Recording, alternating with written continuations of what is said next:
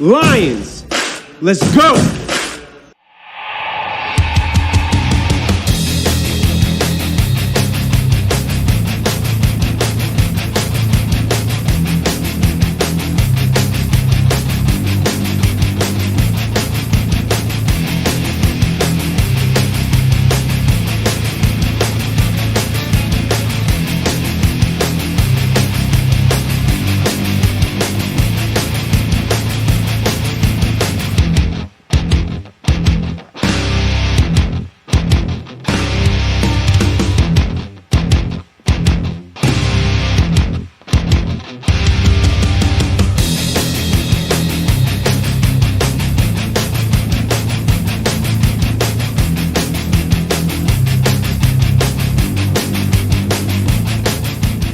There's the snap, there's the knee. That's one.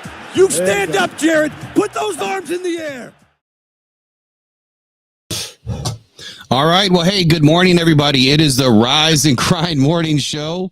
It is Will Rock and Derek with Sports Syndicate brand, and it is the Rise and Grind Morning Show. Let's kick it off. So listen, breaking news already. Derek just let us know, and I told you guys last night in the live stream that there was 6 guys that were supposed to come back to the Detroit Lions, and the rest of them are going to hit free agency. One of them got tendered yesterday in Craig Reynolds. And Derek, who did we just sign a few moments ago? Man, we just signed Graham Glasgow to a 3-year, $20 million deal with 9.5 guaranteed. So Brad does what we think he is going to do. He stays in-house. I was a little concerned, Will, with not concerned, but where are the in-house signings? And it is out now. There it is right there. So excellent move by Brad Holmes, and shout out to my guy for getting us some information yesterday.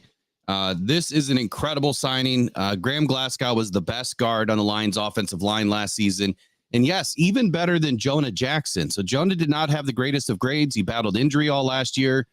Quite honestly, he kind of pissed off Dan Campbell. At least that was how I took it. From some of the press conferences, Dan didn't seem real happy with Jonah Jackson. And for that reason, a bit of news that we'll talk about here in a little bit is that Jonah should be testing free agency come Wednesday afternoon. But big shout out this morning to the people in the chat that have been waiting. I appreciate you guys dealing with the technical issues. Don't know what happened. I was in the studio and it disappeared. So Donovan Amos, Cakeman 1218, John DeSage, Jared Semmelbauer. Let's see, who else is in here? Hostage 42, Peter Van Larhoven, Big Walt, Braylon Dennis, Josh Prince. We've got everybody in the house. So thanks for joining us in the Rise and Grind Morning Show this morning. Sorry for the rough get off there, but let's talk about some free agency. But before we do, I do want to send a shout out this morning to Larry Benjamin. So Lions lost a super fan yesterday.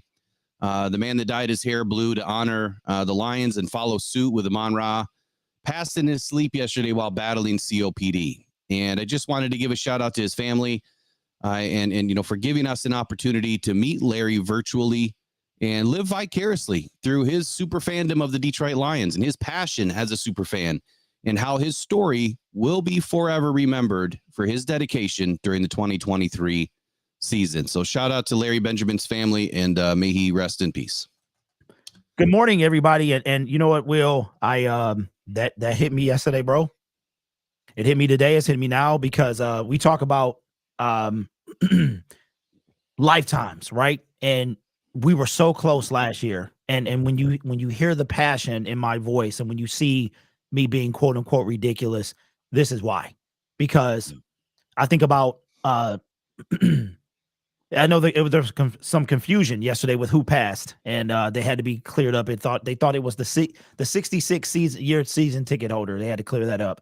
His first name is Benjamin, so it was some confusion there. But when we talk about the passion and what we don't get to see and what our loved ones have not gotten to see, and soon that could be us, right? So that's why you hear the passion, because tomorrow's not guaranteed, and yesterday doesn't matter in some regards, you know, depending on what it is.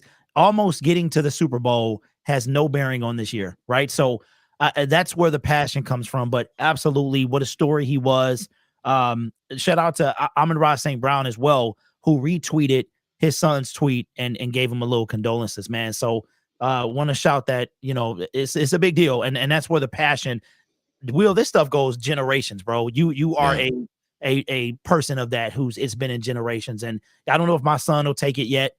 He seems to be maybe coming around, but that's where the passion comes from, stuff like that. But, condolences to his family and, praying for him. So it's tough, man. I mean, I'll never forget first playoff game versus the Rams. I mean, wild scene.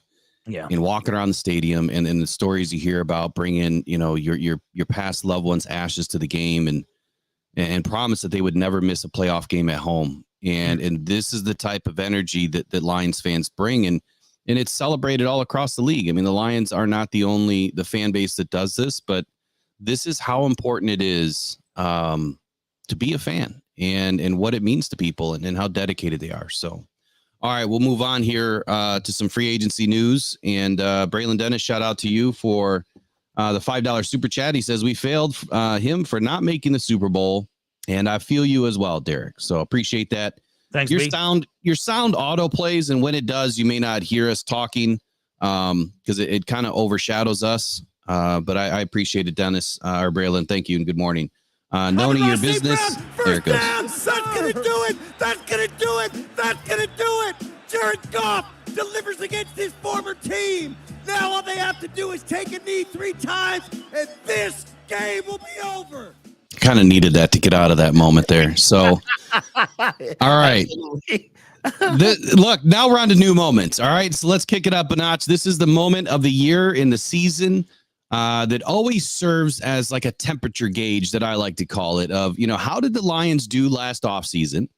And you can, look back at the previous free agency poll and easily tell which moves turned out to be good ones and which ones turned out to be maybe a mistake. And where does that paint Brad into a picture of 2024? And what is he going to do this season?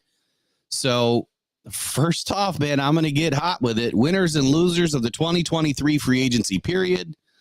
I only have 2, and that was Montgomery and Graham Glasgow, and Graham is back. My losers, Emmanuel Mosley, obviously takes the cake on this one. Didn't play but 2 snaps. Marvin Jones, great effort. Too many family issues, I guess, going on, and he had to bow out from the NFL. And this may surprise you, but C.J. Gardner-Johnson. Now, I understand that throughout injury, he had a tough season, but that's why I'm putting it as, my bottom in free agency polls last season, because what started off to be so great in the backfield didn't turn out to be so great. And I promise you, there's a reason why I'm bringing these up. And then on the fence, Cam Sutton. So Cam didn't have the greatest of seasons, got paid and got paid big. And this has to be a bounce back year for him. So agree or disagree with those. Montgomery, Grambly might be in my number 1 and 2. Mosley, Jones, and CJ Gardner, my bottom 3. Cam Sutton in the middle. You know what? I do, Will. Only thing that I will do is this. I will cut Cam a little bit of slack simply because our D-line was trash. And you cannot give any quarterback in the National Football League 9.4 seconds. Not a thing. If you gave me that much time, I might be able to slice you up. So Cam, I'm going to cut him some slack. Okay. But I do agree on everything. I would say Cam was climbing the fence. So he was still on the fence. But Cam, I'll cut some slack. I agree with you on everywhere else. CJ Gardner-Johnson could have been much greater than he was. But now you've got the injury. You've got what he did when he came back, bumping Deebo Samuel. And then you got all this, whether we'll re-sign him or not. So I'm in agreement with that 100%. So I just want to kick it over to the chat here for a minute. Adam asked us who are left as the Lions need to re-sign. We will touch on that this morning. And then Adam also asked, is Derek and Will ready for today? This is the day. This is the most exciting part of the season, in my opinion, outside of playoffs, which we haven't been in a whole lot. But this is the most exciting part, before the draft. The draft, obviously, has always been the pinnacle for the Lions season. But this week, man, this is fun. This is fun stuff here. So we're ready. We're ready to go. Good morning, Better the Hunt. Appreciate you being a mod this morning and helping us out. And so here's what I want to roll into next. My in-house signings from last year that I felt were pretty good or pretty bad. Anzalone, Reynolds, and Kaminsky, I thought were the best re-signs. And Bugs, Nelson, and Will Harris, obviously not so good. Where do you fall with those 6 players? I agree. I agree because it's like I remember last year, I'm thinking, okay, I know Brad is working his way out of the Matt Patricia hole and how I was looking forward to this year. So I agree with you, Will. It's a big difference from that 2021 offseason where it was like we were literally picking up scrubs, but now we get to move on from a lot of those players. Charles Harris, Romeo Julian's already gone. I do believe Craig Reynolds. I truly believe that the reason what saved his time with the Detroit Lions is the block of the year. That literally you cannot have a block of the year award, which I don't even know where that came from, and get cut, right? So I think that wait, was that really an award? Yeah, it was. I missed that. Block, yeah, it was a block of the year, bro. Jeez. Block of the year. Had never seen it before, but Craig, I remember during Hard Knocks, Deuce Staley was like, he's everything that we are. He was on like that kind of chopping block. So he's managed to be on this team. He's like the new Miles Killebrew, man. I don't know if you remember Miles, but I remember Miles to make this team. So I agree with you 100%, man. And Brad, you know, I'm super excited. He asked me, were we ready, man? We are ready for today. A little bit of a rough start, but we're ready. So let's like I was totally thrown off this morning. Like my intro threw me off. I don't know what happened there. All right, so let's kick it off into free agency 2024, and I promise you we'll get through a lot of your questions. We'll jam-pack this hour as much as we can. So teams, including the Detroit Lions, have already begun releasing players to put themselves into a better salary cap position in free agency and really understand what they have available to them prior to free agency. And then post-free agency, obviously, we'll know where they're going to be set up for the draft. Some teams have already started re-signing their own, and as Brad Holmes decided to do right away at 8:15 this morning, 8:20, whatever it was, already re-signed Graham Glasgow. So the Lions will soon follow suit with more signings, and they're expected to bring back several players yet. So yesterday I said there was 6. 2 of them have already been tendered and re-signed. So there's 4 left that I was kind of given a little bit of information about that should be coming back. Now, the Lions will have more than a dozen unrestricted free agents, and more than a quarter are in the defensive backfield. You've got Kindle Vildor, Jerry Jacobs, Will Harris, Khalil Dorsey, and C.J. Gardner-Johnson that will all become unrestricted free agents on Wednesday. The Lions declined to tender Jerry Jacobs' offer and already tweeted his goodbye message. So I'm assuming that this ship has sailed there. This season, like I said, the Lions have already been active re-signing Emmanuel Mosley, Michael Badgley, Jalen Reeves-Maben, tight end Shane Zielstra, and Brock Wright. They've tendered. And so now it's been rumored to myself that, from a confidential source that I won't release anyway, that the Lions only had interest in re-signing 6 more in-house free agents, one of which, like I said, tendered yesterday, Craig Reynolds, Graham Glasgow this morning. And it would appear that the Lions are letting Jonah, C.J. Gardner-Johnson, Will Harris, Charles Harris, Kindle Vildor, and Matt Nelson walk in free agency and test the market. And the word is they will, not be back, but that doesn't mean that the door is closed. So the door could always be open on a cheap vet minimum deal. And I want to make sure that that's very clear, that if these players, can't find a home and they want to come back and we don't have, we have a spot open, they could be back. But for right now, they're hitting free agency. Any of those players, Derek, to you, do you feel that deserve to come back or should be an immediate re-signing? Nope. We have to upgrade, man. It's time. We see where grit and talent got us last year. It's time to upgrade. So C.J. Gardner-Johnson is probably, I'm not going to say surprising because, when you come back and you have limited time, he did work his tail off to get back, and we appreciate that. I'm sure the coaches and his teammates did too. But you get in the championship game and you make a little boo-boo, right?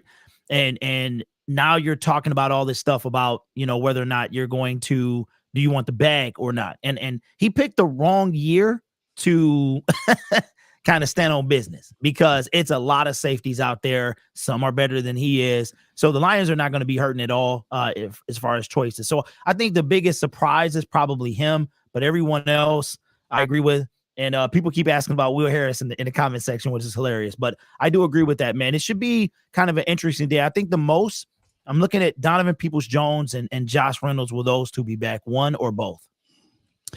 So I'm under the understanding that they're going after one of them. And I don't think it's any surprise that they want to bring back Josh Reynolds. It's just whether or not that they can get a deal done. And from what I understand, if they can't figure something out, the DPJ still has a shot to come back. I think that, we're pretty safe to say that Romeo Okwara is supposed to test free agency, but I read something last night after I got off that he could be back on a cheap deal. No. But you know what though? Let's think about it. So like Emmanuel Mosley, what did I say? I said it was terrible re-signing. He's got to be a depth position. It's almost like a security blanket. You don't have anybody else in the position. And we'll go to that. That is the biggest hole on this team, in my opinion. He signed a vet minimum deal, basically. It's really not worth as much as what people think. He has to earn it. He has to play. He has to be on the roster to get paid. He got $1 million signing bonus. Great. Got the vet minimum. He deserves it. But above and beyond that, he gets like $45,000 per game, which is about $800K or something like that. I think the total value of his contract is right around 2.5 or 2.8 million, somewhere in that neighborhood. So it was a good signing for Brad Holmes from that perspective, because if he can come back in, by week 5 and help this team, well, then it's a great deal. It's high risk, super high reward if it works out. We've spoken about Emmanuel Mosley a little bit, but where are you now that you understand what his contract is? Same place I was at before. Which is, listen, Will, I made a comment yesterday, and I know we're talking about Mosley, but how Eric Armstead was released, and Twitter is just like, an uproar. The first thing I heard was he's too injured. He's injury prone. And I'm like, hello, injury prone. You're at the top of the list. You shoot up to the top of Brad's list, right? So I did like the contract though. And I'm like, wow, this dude has to be playing. Like he has to earn it. As far as depth, I don't think you can go wrong in any capacity when you have depth at a position. We saw what happens when you don't, right? So I'm not mad at it. I wasn't mad when we did it. I'm just like, well, there's no way, in my opinion, that this guy can be competing. He cannot be number 2. If he is number 2 or number 1 for that matter, I would be shocked. I really would. But as far as, can he be a 3? Can he be a 4? Because these guys got to come out every so often, right? So, or something like that. So I'm not mad. I'm waiting on the move from Brad, because y'all don't understand. This season for me is huge in my assessment of general manager Brad Holmes. It really is. Like everything for me hangs on this offseason. So not mad at it at all, Will, as far as the depth piece. So I think that's one of my bigger pieces today is, the free agency cornerback position. Look, I feel like this is the biggest hole on this team. I don't know where it would be bigger. So if we talk about needs, line, bro, defensive line, the defensive line is a close. I think defensive line is 2 in my opinion. So if we're talking the most glaring needs, I think to start free agency, I put cornerback and defensive tackle or defensive front at the top of the list, with corner being the higher urgency of the 2. So let's talk about that for a moment. Yeah. And the reason why is because we have so many holes. We have Cam Sutton and a broken Emmanuel Mosley. And well, who else? Like who else do we have to start? Nobody. That is true. We don't have a number 2. So I guess 3 or a 4 or a 5 or a 6. We still got Khalil Dorsey, and he's free agent. Kendall Vildor, that's the guy I was thinking of, right? We still got him. Free agent. Oh, yeah. As far as I see what you mean. Missing pieces. We don't have a number. Okay, yeah, you're right. We don't have anybody signed right now other than what's that? I said that's insane. That's insane. Yeah, and we said that last season, or at least I did, that this was going to be a problem in 2024. Defensive tackles the same way. You only have a Lee McNeil signed through this season, and you have Broderick Martin, your favorite guy, signed for the next few seasons. Will, I'm glad you brought that up. Bro. Wait. I'm gonna tell you why. Because think about this. Think about why. See, y'all got to understand. There's a method to my insanity. There's a reason why you see me lose my stuff. Will, you just said it. We went super hard in the secondary last year between free agency and the draft. Super hard. And now, guess what? We have to go super hard again. So when you take a pick like Broderick Martin, and I'm sorry, B, but I got to pick on you right now. You take a pick like Broderick Martin when you could use other pieces in anywhere on the field, right? And now, what do we have to do? Now Brad needs both. Now we need a defensive line and a secondary. Will, it slipped my mind, bro, that I just made a video about it. We don't have a number 2 or anybody else for that matter, right? So we start to get worked in that secondary, and it's going to be bad again. So you're right, but I think we don't have that second piece, bro, but we're also going to need, I think that's going to make the defensive line even that more important, bro, because now we don't know who. Are we getting Snead? We don't know who's going to be back there. So, man, that's why I'm so hard on Brad Holmes, and I feel like not addressing the D-line was a missed opportunity. It really was, man, because now we got 2 fishes to fry. You know what I'm saying? So it's going to be a big 48 hours for Brad, I tell you what. We've got more than 2 holes. I mean, we've done the roster breakdown. I mean, from a perspective of, do you have enough guys to even fill out a roster? Sure. They've got 47 guys signed, maybe 18, 19 of them are true quality starters or have the ability to be true quality. That's not a full team. The Lions are missing a true number 1 corner. They're missing a true number 1 defensive tackle. And I know that's a shocker because a lot of people love Lee McNeil, and I do too. I just don't see him being that ultimate pass rushing defensive tackle. He's not fast enough, in my opinion, to be able to bend the chain and break the link. Yeah, he was having a good season last year, but that's 3 years removed from when the Lions brought him in, and he's finally doing something. The Lions need someone that can come in and punch him in the mouth. And that's what I'm looking for in this free agency and this draft is, how are you going to solidify the future? And how are you going to bring guys in that can come in and just punch him in the mouth right now? Because this close, we've talked about it. We were 30 minutes away. We fell asleep. And that's because we did not do enough in free agency. We did not do enough in the draft to solidify a few positions of need and for the future. And that was cornerback and defensive front. So from a cornerback perspective, and it includes safety as well, here's what we've got. We've got, let's see, Brian Branch, Ifeatu Melifonwu, Kirby Joseph at safety. We need a top-tier safety in that room. That would probably be my 4th position of need right now, only because we have guys that can do it. Cornerback room, you have Cam Sutton. You have Emmanuel Mosley with 2 ACLs. Who else do you see coming to this team that makes sense?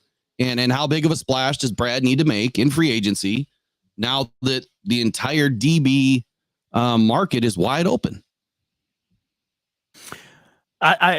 Secondary. Let me see. Justin Simmons. I think we can get him to come, maybe take a cheaper deal than what he was getting this year in Denver.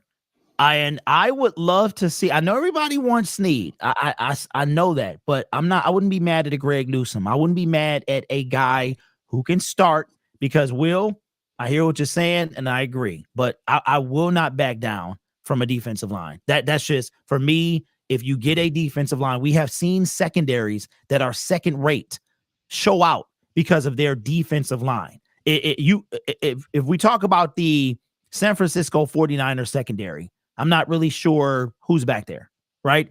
Because their defensive line, I'm sure they're quality, but how much are they both number 1, number 2? Or is it because you have a Nick Bosa, a formerly Eric Armstead, who got a sack in the Super Bowl, right? So for me, I could see Brad Snead is out on everybody's mind, but I'm not giving up. For me, Will, that's going to be tough because I know what the Kansas City Chiefs are doing with Snead, and I don't know if I want to play that game. So I think that I would go kind of like a Newsome or somewhere around there, which I hear he's hot on the trade market as well. So that's what I would do. I think for me, I agree with you 100%. We also have the draft to fill some voids as well, but my number 1 like laser focus, bro, is pass rush. I'm going after a Daniil Hunter or something like that. I think Daniil and Christian Wilkins are the 2 edges and defensive tackle, the 2 biggest ones on the market left. So, question in here, and Andre Crosby says you don't need a safety for what? I'm not following that question. But John DeSange says I would hate to see the Lions waste money on another free agent safety. I don't know of anybody that we've really brought in free agency over the other than CJ Gardner. Obviously that experiment didn't work out because he was injured. But if you look at what the Lions were trying to do last season, they were trying to solidify a spot of need. And yeah, Kirby and Iffy had a decent season. Branch obviously had an exceptional season, and he's only going to continue to grow. So are you comfortable with just those three? Knowing the type of fronts and the schemes that the Lions utilize, you have to have a fourth safety. There's no question. They start the season with 5 safeties and 6 DBs or 6 cornerbacks usually at the beginning of the year in the 53-man roster. So you do need 2 more safeties. I think that one's going to come from the draft, and I think that one's going to come from free agency. Now that free agency has opened up the market, like I said, it's a deep safety free agency period this season, which it's unheard of to have this many. And I can't even remember another year that there's really been this many safeties of this quality. Mm-hmm. And to answer your, statement on Newsome, I'm not high on Newsome.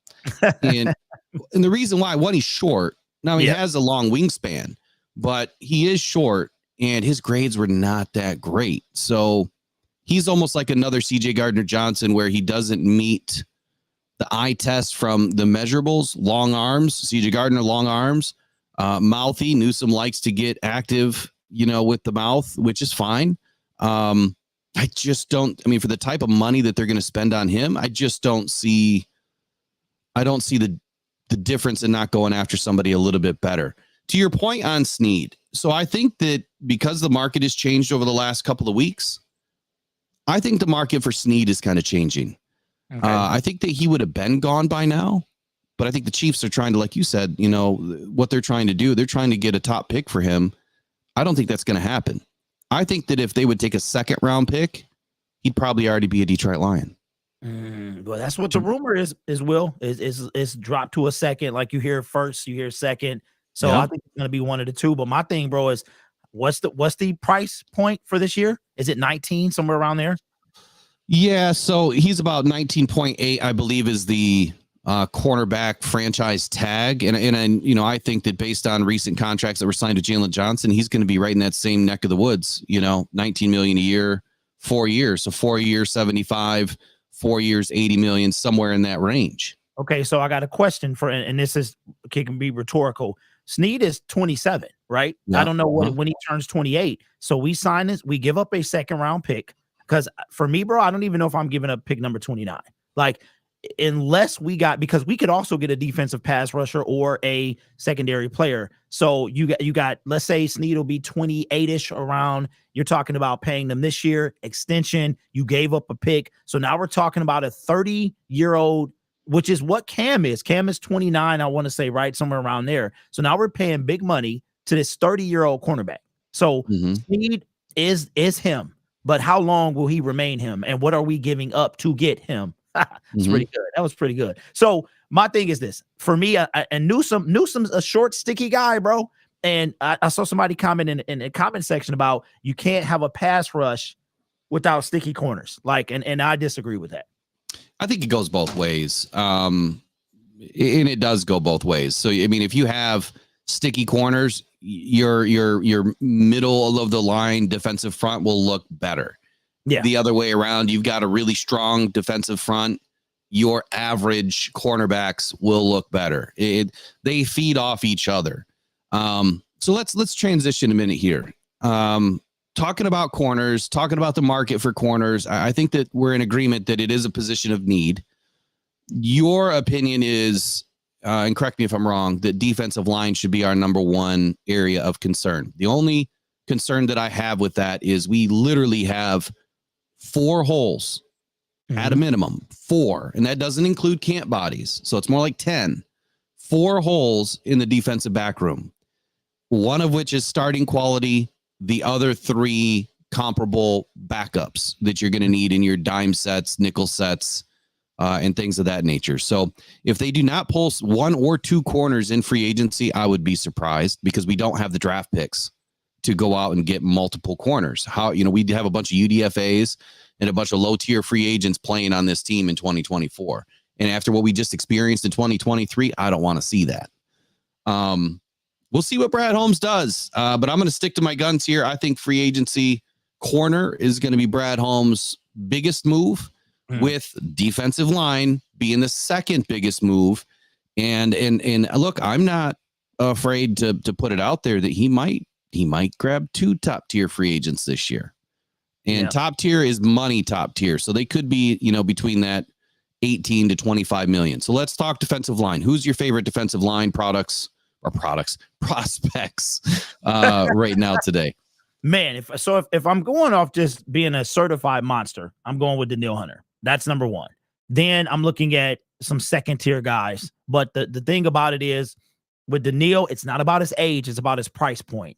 And it's about how many other guys that you can get. You talked about a dude, Jonathan Greener, yesterday. You got Bryce Huff. You have the Van Ginkels. You have Epinesa. So you have some second tier dudes that could come in. What I would love to see is a Danielle Hunter, a second tier guy, 1 or 2. Okay. Because you could definitely get a few guys.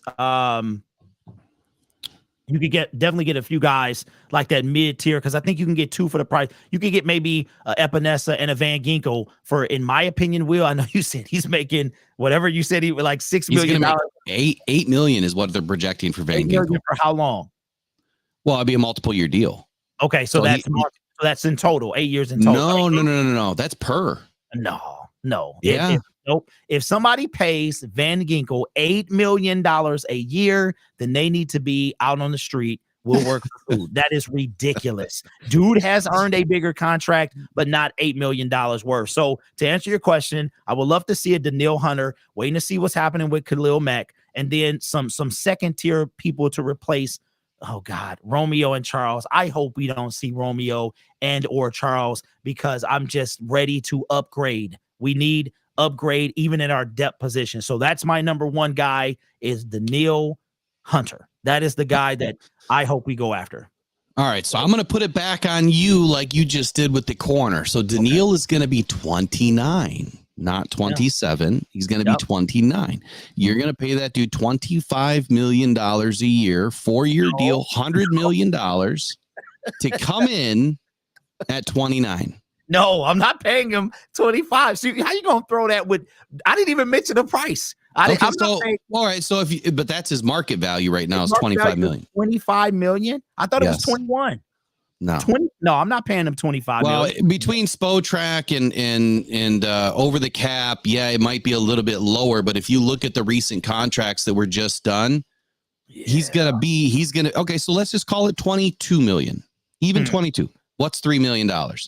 To somebody that doesn't have 3 million, it's everything. But what I'm saying is, that's a lot. What's 3 million? So 4 years, call it 90 million.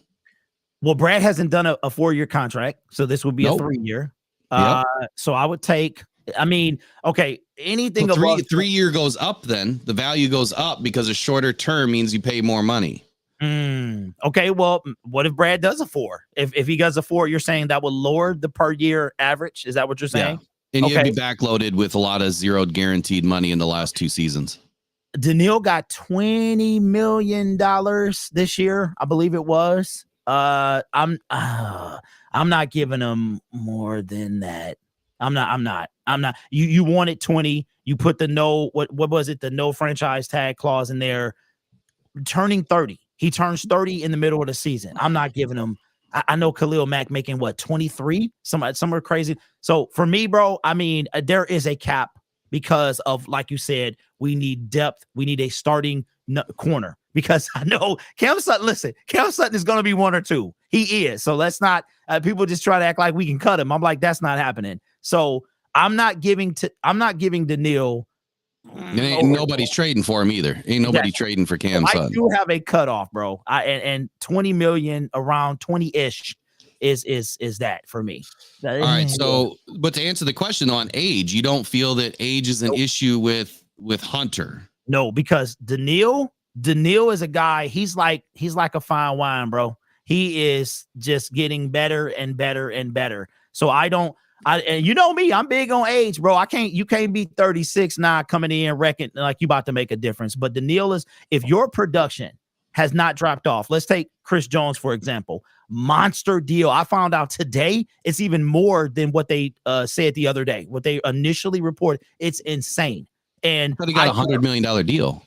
No, it's more than that. It's more. Somebody put it in the comment section what the deal actually is, but it's way more than that, bro. If Really? what I read correctly. So for me, Chris Jones is like, even though he'll be 30 as well, the production says he's 25, right? So I would love to give Josh Allen this type of deal, but of course he won't be available to next year. So holy cow. So he got a 5-year, $158.8 million deal, average of $31.8 million per year. So he beat Aaron Donald. Yes, that's what he wanted to do. But here's the difference. So when you sign players, and this is what I want everybody in the chat to understand too, which I'm sure you guys do, we have a very, very intelligent community that visits our channels. The first year for Chris Jones, $7.4 million. That's his cap hit. So what you're looking at with that, by the time you get to year 3, that 31.8 is now 40 million. And I haven't looked at the full contract, but I'm going to guess here. Year 4, probably 50 million. So now you're paying for a quarterback to be your defensive end. Yeah, and he'll be 33-ish, right around there. Yeah, so he just set the bar, 31.8. Danielle Hunter is, according to Spotrac, 20 million. According to Over the Cap, 24.8 million. So split the baby, call it 22 million, 22.5 million. That's what you're looking to pay Danielle Hunter. So here's my biggest question on the Danielle Hunter. Shout out to Braylon Dennis for the $5 super chat. He says, extend Decker and Goff, and this wouldn't be an issue. So I mentioned that yesterday. The Lions slow walk their extensions. They're trying to see what's available in free agency. I'm going to put words in Brad Holmes' mouth right now, or in his ears. Guarantee you he already has tentative deal structures in place. He already has these tentative deal structures in place with these, high valued, players that are on the team that have expiring contracts. That's going to do it. That's going to do it. 1 second. That's going to do it. Jared Goff delivers against his former team. Now all they have to do is take a knee 3 times, and this game will be over. Hey, speak of Jared Goff. Anyway, they've already got these tentative deal structures in place. It says, look, we're going to go get Danielle Hunter. We're going to get AJ Epinesa. We're going to get Bryce Huff. We're bringing in L'Jarius Sneed. We need the deal done right now. What do we got to do to get it done? Now, you put the pressure back on the player and the agent. They're obviously going to, go up in value. They're going to want more money. But when you do that, exactly what you see with Chris Jones here, Goff's cap hit for 2024 could probably be 20 million. But when you backload these things, we're going to be in some severe trouble by 2026. By then, you're already restructuring or extending, Aiden Hutchinson. But you're going to have Amon-Ra, Penei Sewell, Jared Goff, potentially Aleem McNeil. And once you redo all those years, yeah, it's going to be great for 24 and 25. Mm-hmm. But after that, we're in trouble. Yeah. So that's the problem about bringing in high price free agents. And that's the biggest thing that I see is, how many can we grab? I think it's going to be middle tier guys. I do like Danielle Hunter, but I'm going to toss it over to my neck of the woods here and where I think that the Lions should be. Defensive tackle. You guys have heard me say it numerous times. One of our best defenses ever on record was when? Who did we have in the middle? Sue and Ndamukong Suh and Nick Fairley. Yeah. So we had a pressure blitz up the middle that wreaked havoc. And guys on the outside, why am I drawing a blank here? Who was on the outside on that team? Man, that was a long time ago, bro. Oh, my goodness. So I'm sure somebody in the chat will know. Anyway, the guys on the outside had a much easier time. I want to say Tulloch was one of our linebackers at that time, and he was an absolute monster at the linebacker position because he was able to get free. So I've said this before, I'm going to repeat myself. When you break that chain in the middle, the rest of it collapses. You can no longer put it back together.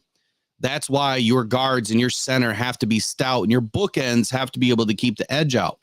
Mm-hmm. Hey, look what I did there. So anyway, defensive tackle, Christian Wilkins, he's not going to totally break the bank.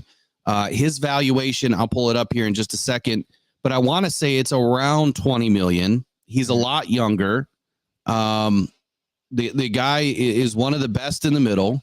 And I understand some people don't think that he's that great. Playing with the Dolphins, he had some pretty good seasons, but this last season, he eclipsed everything that he was able to do.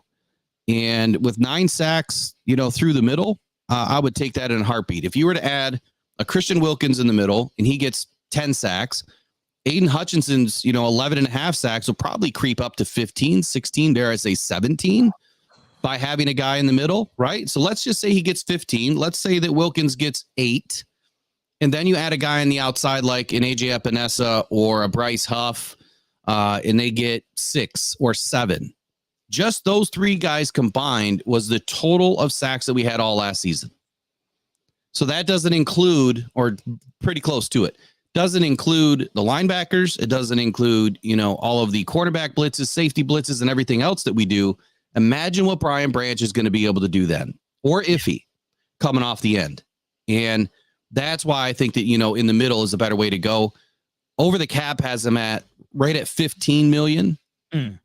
And let's see that's over the cap. So Spotrac has him at, I think it's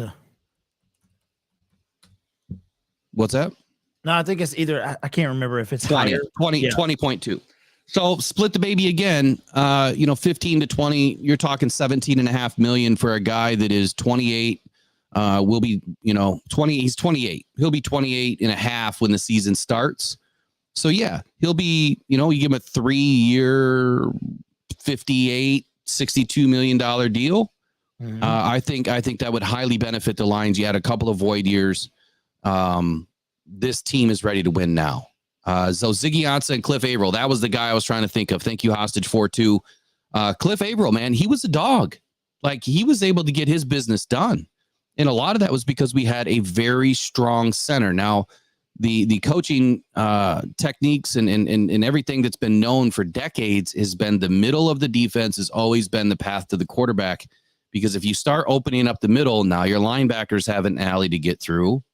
Mm-hmm. Now your safeties have an alley to get through. Your corners will be able to read the quarterback better because now there's a gap in the middle of the defense. The quarterback is going to be flushed outside right into the arms of Aiden Hutchinson if it's all done right. So PAFD Firestopper wanted to let us know that Glasgow has been re-signed, and that's great news this morning. So, but see, look, either way, if he addresses it either way, I'm comfortable. I think that it'll be a big improvement. And see, this is why, and I know somebody in the comment section was like, D-line take 3 years to develop. That is the standard for everybody. We said the same thing about Jeff Okudah, and this is why that I will not get off Broderick Martin, because now, and no, here's the deal. Here's what I'm saying, bro. You gave up picks to come get a guy who was a non-factor. Now we're hearing that he's going to take a leap in year 2. If that is the case, why are we going to spend money on another defensive tackle? Now, we can use more than just one, but one thing we have not had in his entire, Brad Holmes' entire tenure is a pass rush from the edge. You trade, if you look, Levi Onwuzurike, DT, Josh Pascal, DT. DE is pure defensive end is Aiden Hutchinson. Okay. You go to James the Problem Houston, LB, outside linebacker. We have not addressed the defensive end except one guy in Brad Holmes' entire, if I'm not mistaken, his entire tenure. It's time to get a defensive end. Now, I'm with you, Will, about the dominant pass rush and how the middle can help it. But why am I so tough on a guy that was taken in the 3rd round in the top 100 when he was a non-factor? And this is a question that can be rhetorical to the fan base. Did you? So now we have Brett. We're going to go get another one. We're going to pay top dollar for Christian Wilkins when obviously Hutchinson needs some help. And is the thing I'll ask you, Will, do you think that Epinesa, at the current state that the defensive line is right now, do you think he is that guy that can help Hutch elevate Hutch's game? Yes and no. I think that he's a solid rotational player based on his history. And shout out to Jared Summelbauer for the $5 super chat. Says, get some coffee, gents. Going to be a fun couple of days. Brad Holmes' tricks and picks bag near him. Love the real talk, gentlemen. I don't know what Tim and effort means, but I appreciate it. Your sound will play, and when it does, I'll shut up. So yeah, because I can't hear it. Oh, you can't? Nope. So I was just talking the other day, and it was still. Oh, I didn't know you couldn't hear it. We'll have to fix that. So the thing about Epinesa is we only know him as a rotational player right now. We don't know what he's able to do on his own if he's given an edge. We also don't know about Mathieu Betts. Like, and I hate to say this, Derek, but Brad Holmes might already realize that Mathieu Betts is his answer to the outside. And here's what I'll tell you. Here's what else I'll say. The draft is going to free agency is going to dictate the draft, vice versa, right? So this draft is kind of terrible for defensive tackles. There's only a few really good ones. So there's nobody that's going to come in and like, wreck the game day one unless they are, picked somewhere in the top 20 of this draft. So for that reason, I think that Ross St. Brown, first there it is. down. That's gonna do it. That's gonna do it. That's gonna do it. Jared Goff delivers against his former team. Now all they have to do is take a knee 3 times, and this game will be over. So for that reason, I believe that Brad Holmes is going to target defensive tackle in free agency because he's going to have slim pickings in the draft unless he makes monstrous moves. So this is why multiple mock drafts are done.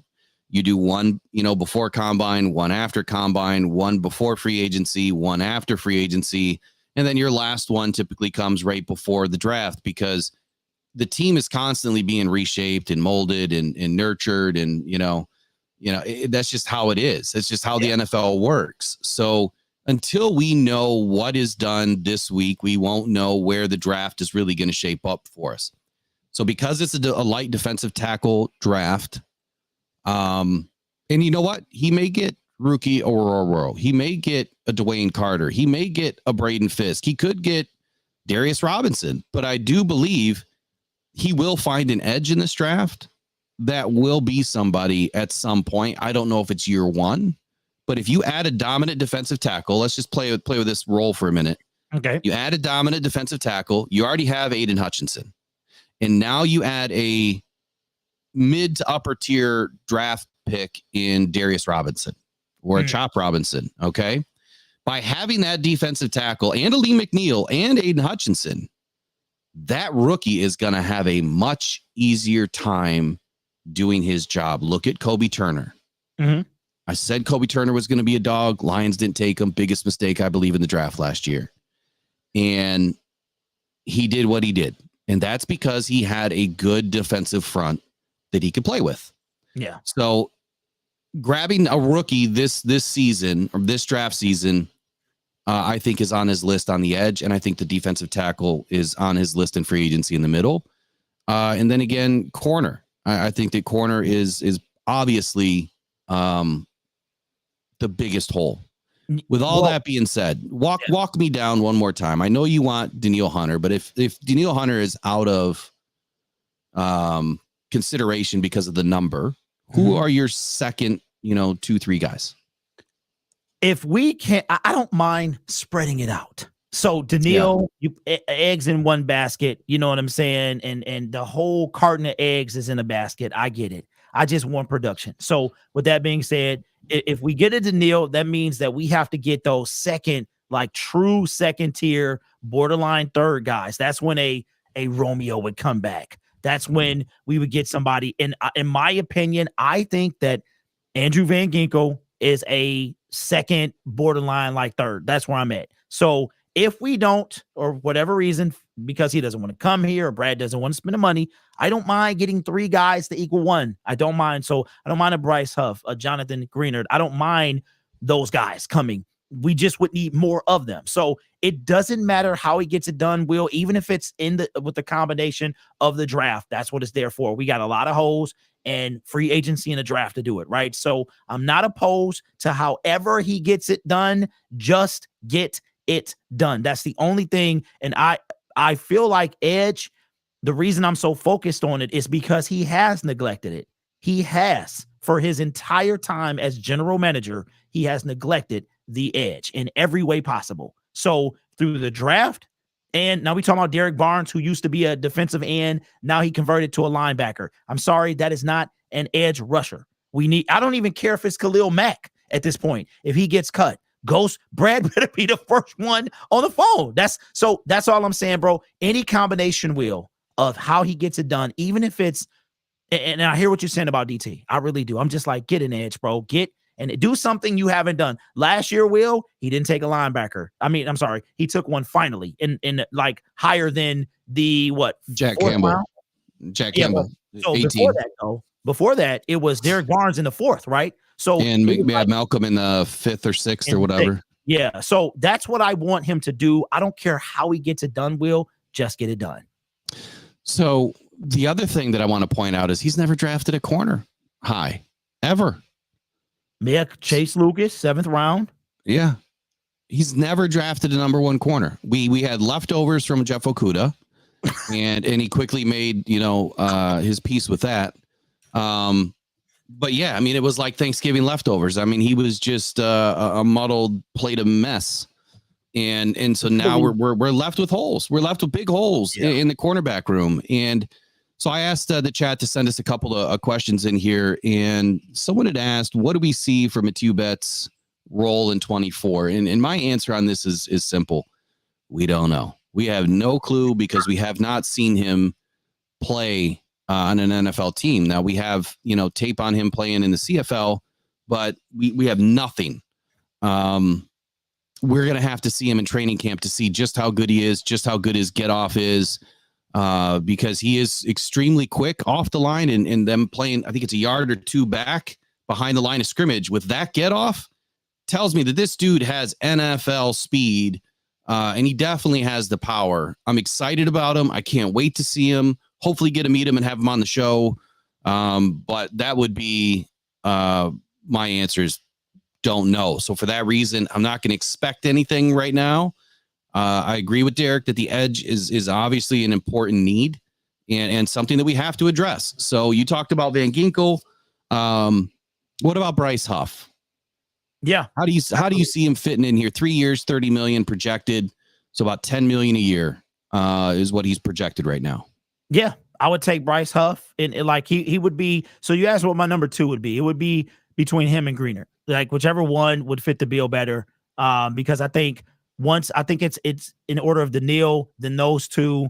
Bryce Huff, what is he? 10 sack guy, a double-digit sack guy. So he had a great couple of seasons. Yeah. Yeah. This dude, I would take him for sure. Like I said, bro, I don't care how he gets it done. And to be honest with you, the more the better. I mean, Daniil would be huge. He accounts for 17 sacks by himself. But what happens if he's not out there? And he's been decent as of late as far as staying healthy, but that's age does play a factor later on. So I'm not opposed to multiple guys doing what one guy can do. So I would love that. Yeah. I really would. I'm not going to pop a gasket if we don't get Daniil Hunter, but we get as long. Yeah, you will.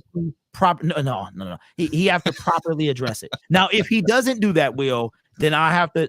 Because the draft for me, bro, is risky. It's very risky. Broderick Martin, right? So my thing is this: get an established pass rusher. I would not mind a Huff, an Epinesa, and a Van Ginkel. Bada boom, bada bing. What is that? 22 sacks between those 3 guys. 22 sacks. Yeah. Let's be clear, Will. Aiden Hutchinson, 11.5. Aleem McNeil, 5. There is no middle. There is no middle, bro. And we need that middle guy. Yeah, I can only imagine if we added.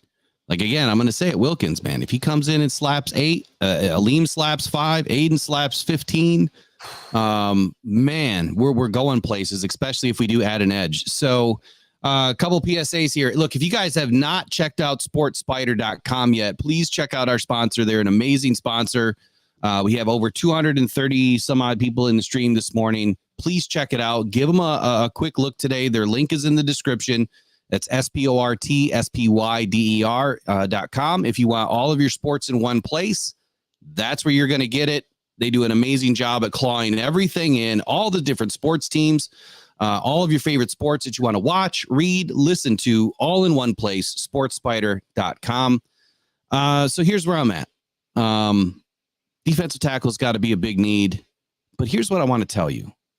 I went back and looked at 23. Like I began this show saying you can look back at, the last couple of seasons and see where Brad Holmes is doing his business, right?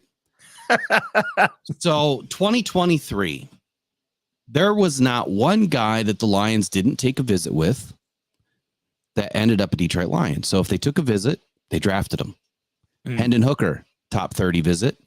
Adrian Martinez, top 30 visit, UDFA signing. Antoine Green, NFL Combine, round 7. Sam Laporta, NFL Combine, round 2. Brian Branch, top 30 visit, round 2. Local visits, Dylan Drummond, Eastern Michigan, UDFA signing. So what does this tell me? Trevor Nowaski, local visit, UDFA signing. Should have never lost Trevor Nowaski. That was a big loss. What does this tell me? It tells me that when you look at the visits that they're taking, those are the guys that they're most likely going to sign. Well, what does that mean for 2024? Now, they have not posted all of the signings yet, or they have not scheduled all of the signings yet. Wide receivers, Xavier Legette, Brian Thomas, Devontae Walker, scheduled visits. Formal and at the Combine, all three of those guys. Offensive tackle guard, they've only met with one. Kingsley Sumatala at the Combine. Now, this is where Derek's going to get happy. Edge. Nelson Caesar, Marshawn Nealon, Darius Robinson, Braylon Trice. All formal at the Combine. They only met with one defensive tackle, Johnny Newton, so far at the Combine, and that's why I feel DT is going to be addressed in free agency, because they're taking all of these visits on edge to draft an edge, is my guess. Linebacker Aaron Casey. I would almost expect that the Lions snag a linebacker in free agency if they have a good option to. Cornerback, Kool-Aid McKinstry and Quinion Mitchell. 2 safeties, Sian Vaki and Malik Mustafa. Derek, if you have not checked out Malik Mustafa, go watch his highlights today. Listen to his interview at the Combine. This dude's the real deal, undersized, but I loved his quote, man. He said, it wasn't about proving everybody wrong. It was about proving me right. Man, he stole that from me. I say that all the time. Yeah, dude, smart dude, dude, big. I mean, built big, definitely has the dog in him. The last 2 top 30 visits, and I didn't even know this guy existed. Christian Boyd, Northern Iowa, and it's Christian with a K. Dude, watch his tape, man. He's exciting. Probably a late 6th, 7th round pick. I've seen him go earlier in some of the PFF mocks, but if you can snag him late, great signing. And then, of course, cornerback Quantez Stiggers. Now, someone had asked in the chat, what do we think about Stiggers? He's in the same boat as Matthew Betts. Don't know. Loved his tape. I did a video on him a few weeks ago. You can find it in the video section on Rocked On Lions, or Rocked On Podcast Network. The kid's got the game. It's just, does it translate to the NFL? For the second time since 1957. Got another super chat. For the first time since January 5th, 1992, these Detroit Lions are going to win a playoff game. All right, so Braylon Dennis, shout out for the $2 super chat. Question, is Quantez Stiggers in this draft? He is. He's just not in the PFF mock. I think he's available in PFN, and there might be a couple of other ones out there that he is in there. I don't know why PFF hasn't added him, but I haven't seen Matthew Betts in any of them either. So they need to get their act together, because those are 2 guys that are going to probably get picked up, if not by the Lions, somebody else. Well, remember, Betts is already with the team. I don't know why Quintez has to go through the draft process. Oh, but I'm sorry. I didn't mean to say Matthew Betts. There was another defensive end that was coming over from the CFL. So that's important information here, is the guys that they meet with are the guys that they're going to draft. The other important information that goes with that, the research that I did a few weeks ago that I've shared with everybody, is I went back to 2016 and looked at every free agent. I'm sorry, not free agent. I went look back at every pre-draft visit that Brad Holmes has had when he was with the Rams, and how a lot of those became free agents for the Detroit Lions. Jamal Williams, Josh Reynolds, Jared Goff, and a handful of others. There's been like 7 of them. So the point that I'm trying to make here, doesn't matter what I say or anybody else says that creates content, just look at Brad Holmes' work because he follows what he says to a T. If he meets these guys and he knows these guys, he's going to sign these guys.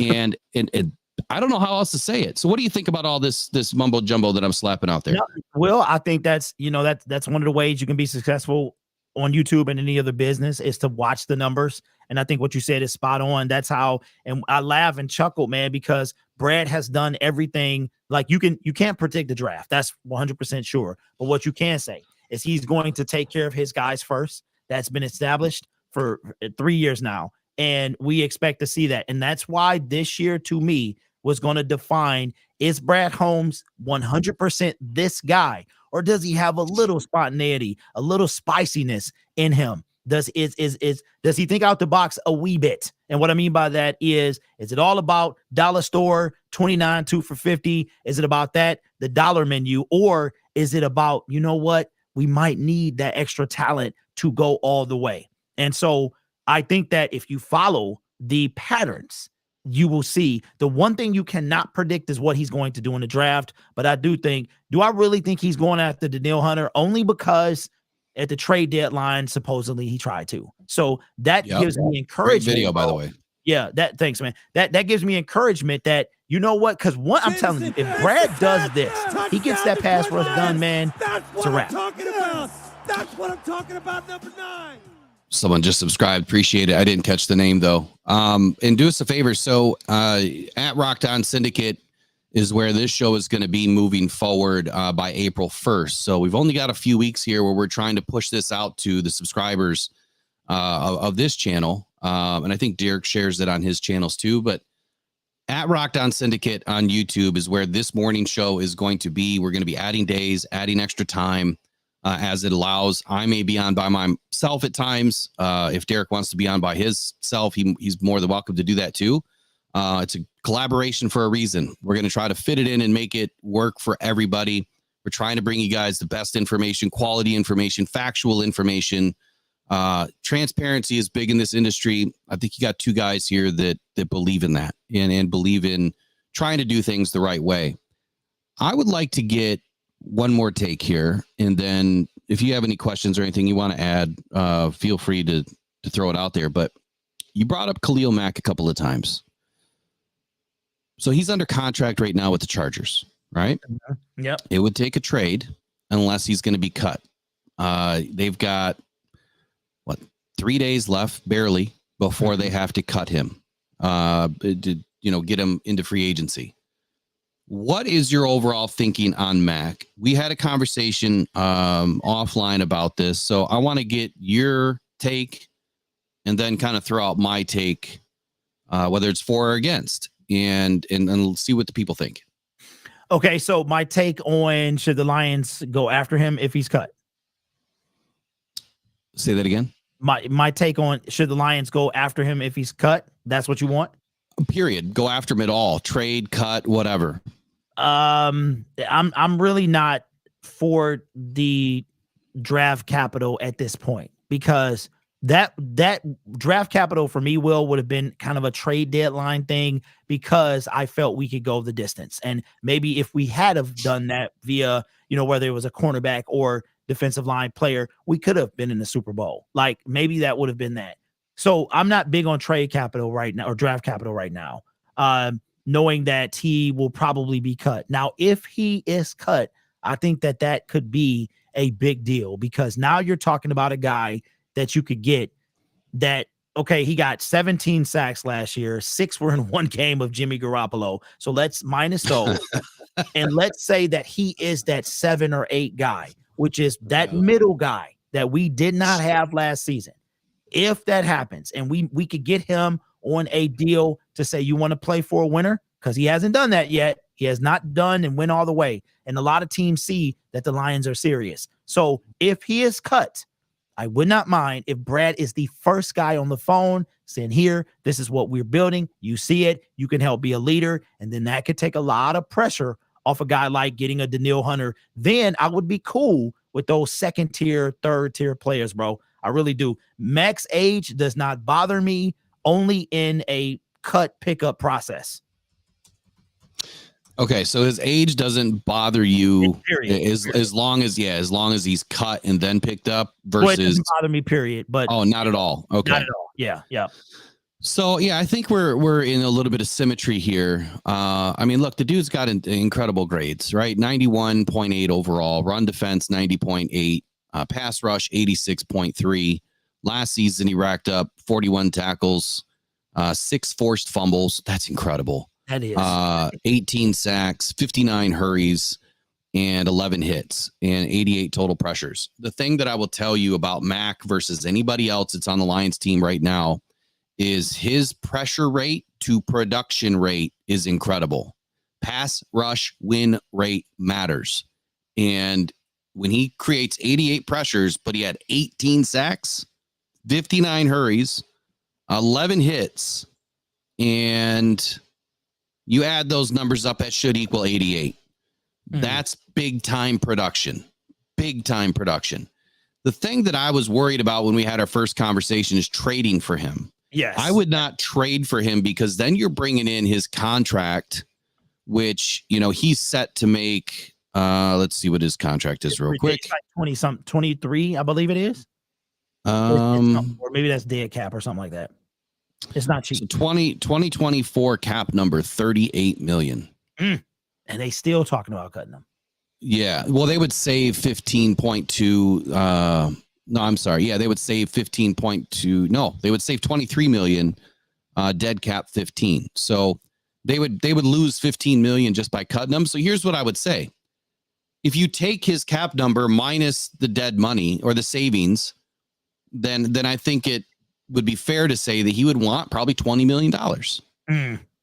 At a minimum, his valuation is 33 million. So even higher than Chris Jones. His valuation is 33.5 million right now in OTC.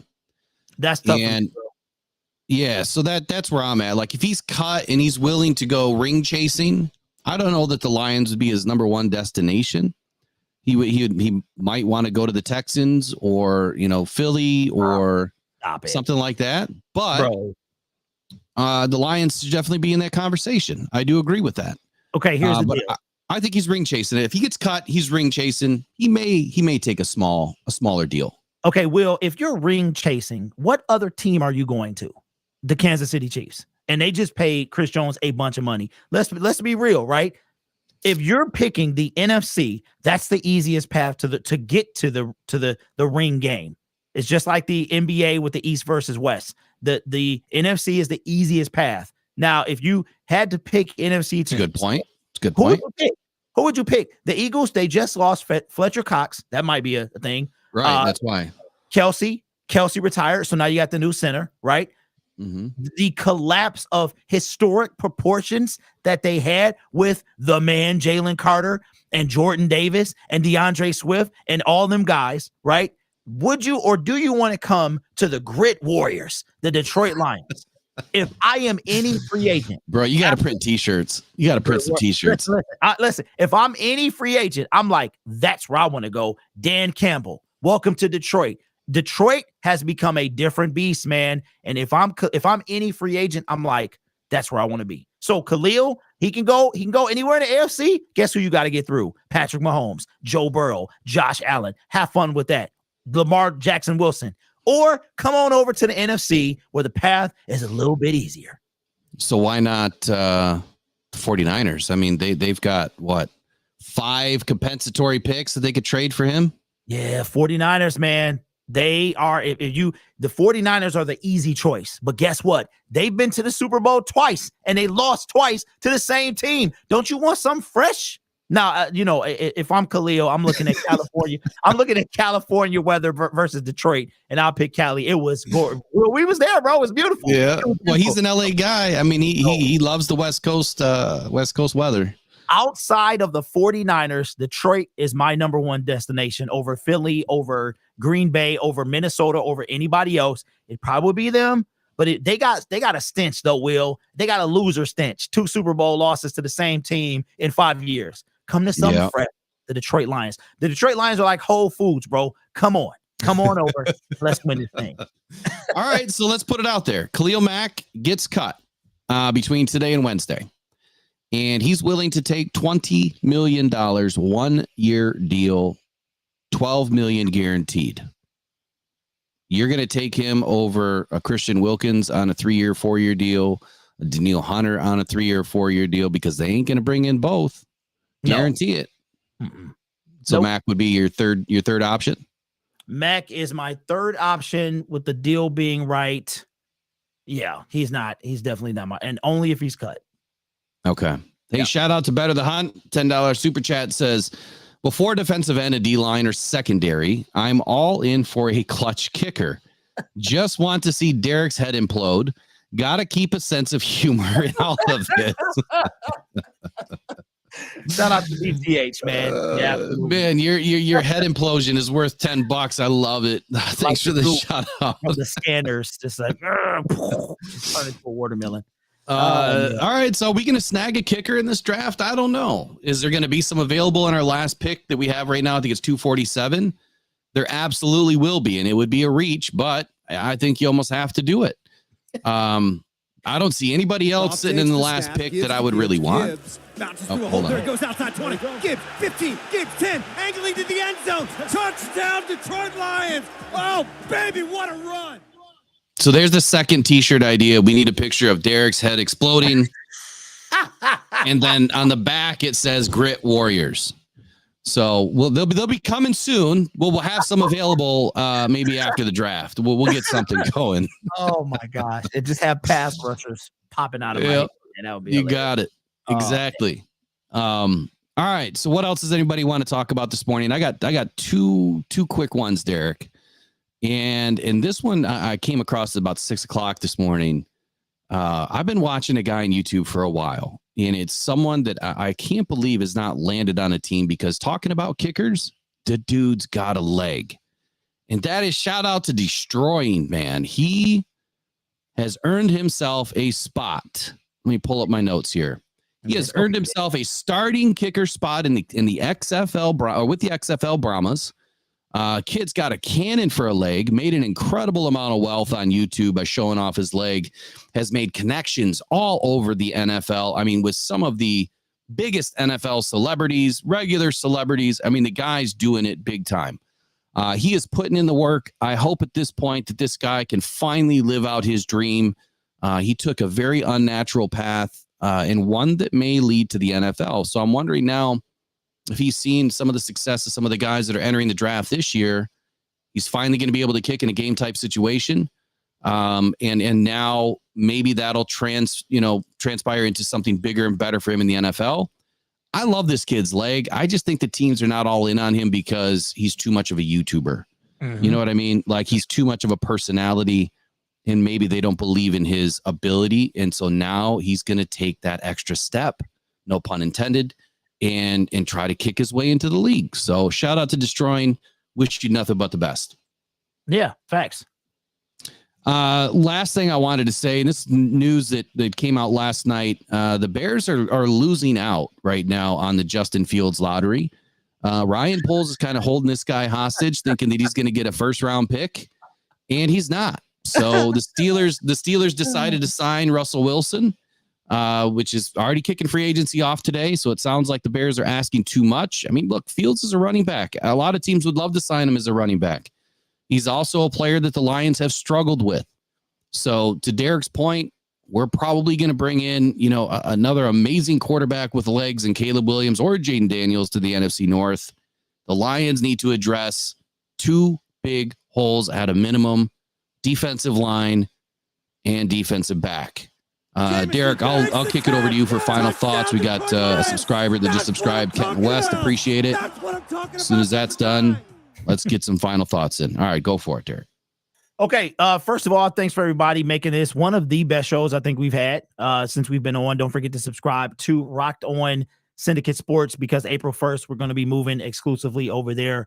Also, if I just read today, if you don't have an agent, you cannot negotiate with teams until Wednesday at 4. So this is only for players that have agents. I did check Daniil Hunter. He is represented by someone. Not sure about the other guys that we talked about. And last is that Lion Syndicate, man, hit 20,000 subscribers.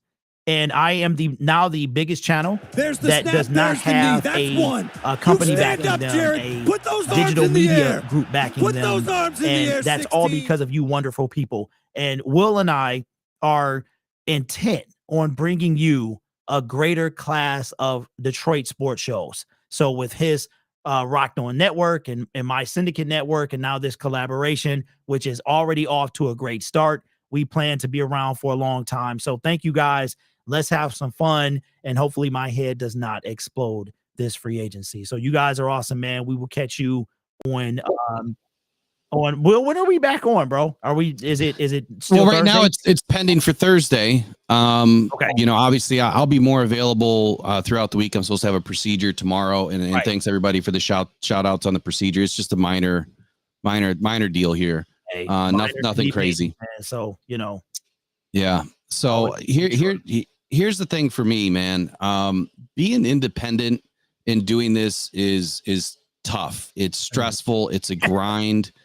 So I will put this out there. If there's anybody watching right now that's looking for internships and potentially working their way into a paid position, now is the time to get into a ground floor operation. We could definitely use some help with a producer and somebody that has some digital sense, some editing ability, that understands some of this stuff. Oh, 1 second. Another subscriber. You guys are jamming it. That's what I'm talking about. So it takes a process to get all of this done and to be able to take it to the next level. So we are looking for some good people, and that's what it's all about, is people, man. This our channels is community driven, and the community that we have is amazing. Last night, 300 plus people in the stream. Haven't seen it hit that much in a long time, probably since last draft. And then today, close to 300 again. So you guys are rocking it out. Keep showing up for us. Ed W, shout out for the $5 super chat, says, one thing that was said over and over last season was MCDC asking the corners to just do their job. It will be addressed this off season. I agree. I really agree with that. I'm wondering, if Dre Bly had a similar situation to Aubrey Pleasant, where maybe they didn't agree on schematic situations and there was some tug and pull there that just wasn't working out. But we'll see. We've got a couple of new coaches this season, supposedly some of the best coaches. We'll see how that translates. Derek, what do you want to add to that? And his thing will be playing here in just a minute. Oh no, Ed is appreciate Ed. He's been around a long time, man. And I agree that he seemed like he was kind of zoned in on the cornerback. So shout out to Ed though, man. You better be around this season, bro. Stop disappearing. Ivan Ross St. Brown. So first down. there you go. That's gonna do it. Right on That's time. gonna do it. That's gonna do it. Jared Goff delivers against his former team. Now all they have to do is take a knee 3 times, and this game will be over. All right. So congrats, Derek, on the 20K. That is a huge achievement.